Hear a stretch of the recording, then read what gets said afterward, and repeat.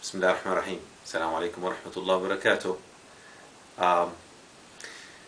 My dear niece asked me about my memories with the late Dr. Ahmed Elkadi. He was one of the pioneers, in fact, one of the most prominent pioneers of the Islamic work in North America, and definitely the pioneer in the medical field in the Muslim community. And I've known Dr. Ahmed Elkadi for at least 20 years, probably more than 20 years, and he has some profound impact on me. One of the things that I remember about him, he was always optimistic, upbeat, smiling. No matter what the conditions were, he was always optimistic, looking at the bright side of everything, and smiling and having sense of humor. Another thing that also I really admired in him, his perfection of both the English and the Arabic language. He was excellent in both. It's rare these days to find somebody at his level of Arabic language to speak it in a almost perfect way. But if you're asking me about a specific idea that I remember of him, I remember I attended a lecture in one of the conferences. I don't remember which conference it was, but this was like 20 years ago or more, in the 1980s. And he was talking about the immune system and how the white blood cells read the attitude of the person and react accordingly. And he was telling us that a person who is optimistic, upbeat, in good spirit, in good attitude, has a better chance of beating the disease or curing or being in better health condition than the person who is depressed and sad and negative and so on. And that idea, even though it's now known around, but at that time I don't think I heard from anybody else, and it was like a shock to me, like, really, so two people who get the same disease, one of them is optimistic and upbeat, the other one is depressed and negative, the first one has better chance of being cured. And I remembered that all the time, and I applied it to myself, and I found that it really makes a difference.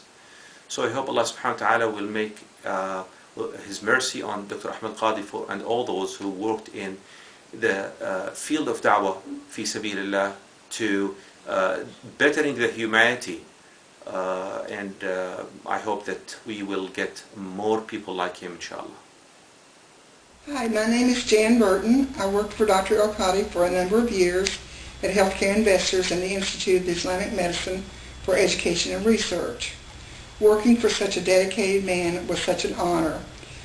When I began working for Dr. Elkadi, I was intimidated about learning Arabic names and accounts, and was in awe at working in an entirely different world of information than I had before. After all, I'm a Southern girl from Virginia, where Smith and Jones were probably the most common family names. Another intimidation I experienced with Dr. Elkadi was his trips abroad. He almost always would give me an arm's length of items he needed to go with him at the last minute or the 11th hour, plus find time to type his dialogue notes. Such a whirlwind getting him on his way. Crucial for getting his notes typed, he would rush to the office with a supersonic jalapeno burger and a Route 44 drink just before I was to leave for lunch. I learned quickly that lunch was going to be at my desk while typing his notes. I quickly learned, too, that no matter how hard I tried to get him to get everything to me earlier, the procrastination would prevail. Whether it was a conference he was attending, a lecture, or an educational seminar, his routine would be the same. Was I glad to see him out the door and on his way to the airport? Even people that do great things have faults to some degree. In spite of all my fears, though, soon I was made to feel comfortable as Dr. Elkadi and his wifey man showed me lots of patience, and I began to feel at home, even learning of a different culture and religion as well. We knew Dr. Elkadi for his kindness and soft-spoken voice.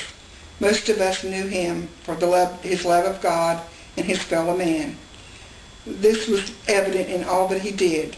He was a thorough and diligent researcher, connecting the dots with the use of medicinal plants, supplements, infusion therapies, diet, counseling, biofeedback, acupuncture, exercise, and other modalities depending on the patient's need.